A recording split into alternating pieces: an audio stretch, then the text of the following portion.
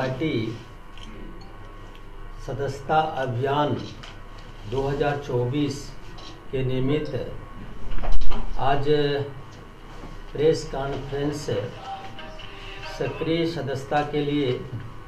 प्रत्येक कार्यकर्ता कम से कम 100 सदस्य बनाना आवश्यक है। इसके लिए आज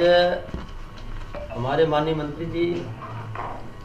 और यहाँ पर माननीय प्रभारी इस जिले के आदरणीय श्री राम जीवन मौर्य जी, भारत सरकार के केंद्रीय राज्य मंत्री परम आदरणीय श्री पंकज चौधरी जी और हमारे जिला के सम्मानीय जिला अध्यक्ष परम आदरणीय श्री संजय पांडे जी, माननीय विधायक बनियारा, माननीय विधायक सदर और यहाँ पर जिला पंचायत अध्यक्ष और हम सब उपस्थित हैं। भाजपा की सदस्यता अभियान के लिए 11 से 17 सितंबर तक घर घर संपर्क करके सदस्यता कराना है। 11 सितंबर को प्रदेश के पदाधिकारी और सभी जनप्रतिनिधिगण, माननीय सांसद, माननीय विधायक, माननीय एमएलसी, माननीय मेयर, जिला पंचायत के अध्यक्ष, ब्लॉक प्रमुख, जिला पंचायत के सदस्य, बीडीसी सदस्य, नगर पालिका के अध्यक्ष, नगर पंचायत के अध्यक्ष, ये सभी घर घर संपर्क अभियान में जाएंगे और 12 सितंबर को प्रदेश पदाधिकारी पार्टी के बड़े मोर्चा कार्यकर्ता विशेष संपर्क के लिए निकलेंगे। 11 से 17 सितंबर के बीच सभी कार्य 1,62,012 बूथों पर जाकर के संपर्क करके प्रदेश के लिए 27,834 शक्ति केंद्र पर शक्ति केंद्र सदस्यता सहयोगी बनाए गए हैं, जो कि वरिष्ठ पदाधिकारी हैं। ये सभी बूथ पर सदस्यता अभियान की मॉनिटरिंग करेंगे, कठिनाइयों को दूर करेंगे और प्रत्येक लोकसभा में कम से कम सभी को 100 प्रमुख मतदाताओं से संपर्क करके उनका सदस्य उनको बनाकर उनका समर्थन मांगना है। ये हमारे सभी जनप्रतिनिधिगण और हमारे पदाधिकारीगण सब लोग मिलकर के करेंगे। भाजपा के विशिष्ट सदस्यता अभियान के में प्रमुख बाजारों में, रेलवे स्टेशन, बस स्टेशन, कचहरी, कॉलेज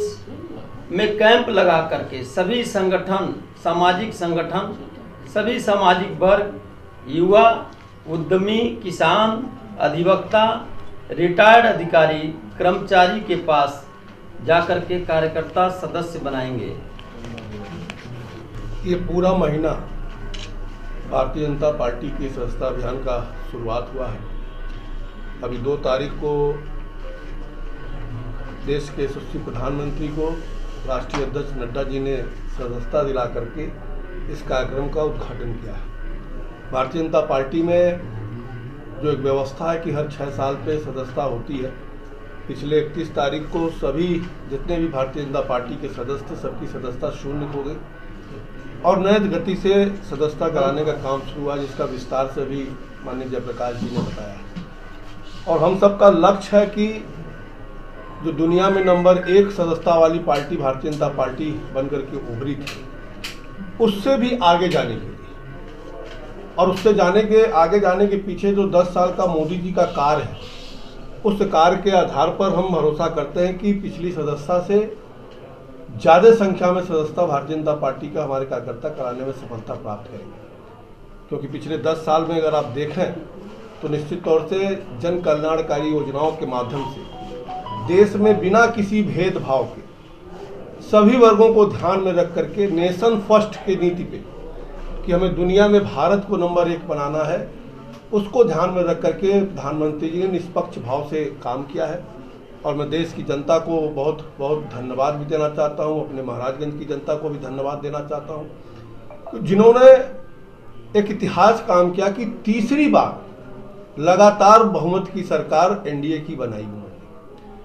और उसको ध्यान में रख करके जो अभी बजट भी पेश हुआ है 2047 का विकसित भारत का जो प्रधानमंत्री जी का सपना है, उसको ध्यान में रख करके बजट भी जनता के सामने लेकर के और अगर पिछले 10 साल की तुलना अगर करें, आप देखें जो बार बार हमारे सरकार के ऊपर विरोधी आरोप लगाते रहते हैं, अगर 5 से 14 के बीच में महंगाई दर की अगर बात करें तो औसतन 8.2% यूपीए सरकार में महंगाई दर पूरे देश में रहती थी। और अगर 2014 के बाद 24 तक एनडीए सरकार की महंगाई दर की अगर बात करें तो बीच में कोविड काल में 1-2 महीना अगर आप छोड़ दें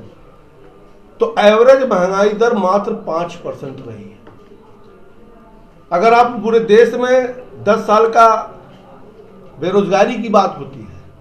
तो बेरोजगारी दूर करने के लिए हम नियुक्ति भी कर रहे हैं, तमाम प्रक्रिया होने के लिए उसमें देश में स्टार्टअप के लिए जो नौजवानों को कहीं ना कहीं काम मिल सके। अगर आप देखें तो 2005 से 14 तक के बीच में देश में मात्र 350 स्टार्टअप केवल हुआ करते थे और आज देश में 1,17,577 स्टार्टअप देश में चल रहे हैं, जिसमें से 100 स्टार्टअप यूनिकॉर्न में सम्मिलित हो गए हैं जो कि अरबों का बिजनेस कर रहे हैं, ताकि इससे लोगों को प्रोत्साहन मिले और नौजवान हमारे आगे बढ़ सकें। और अभी आप देखे होंगे बजट में स्टार्टअप पे जो टैक्स लगता था, जो लोग पूंजी लगाते थे